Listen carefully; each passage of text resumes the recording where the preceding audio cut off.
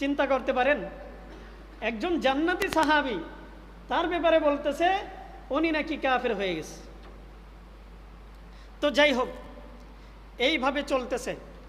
এক পর্যায়ে যখন সব কিছু মিটমাট, মুসলমানদের মধ্যে সব কিছু সুন্দরভাবে পরিচালিত হচ্ছে, সাহাবীরা তো বসে নাই, তারা চাচ্ছে চূড়ান্ত একটা ফাটল মুসলমানদের মধ্যে তৈরি করতেই হবে যে কোনো মূল্যে। এবার তারা হযরতে আলী রাদিয়াল্লাহু তাআলা আনহুর বিরুদ্ধে একটা দল এই মুসলমানদের মধ্য থেকে বের করে দিছে। এই দলটা হচ্ছে খারেজি, যারা আলী রাদিয়াল্লাহু তাআলা আনহুর বাহিনী থেকে বের হয়ে গেছে।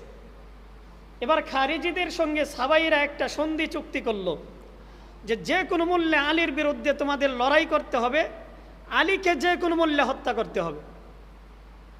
তো আলী রাদিয়াল্লাহু তাআলা আনহুর বিরুদ্ধে এই খারেজিরা যুদ্ধ করলো। এই যুদ্ধের মধ্যে তারা শোচনীয়ভাবে পরাজিত হলো। পরাজিত হওয়ার পর এবার তারা চিন্তা করলো আলীকে যে কোনো মূল্যে মারতে হবে।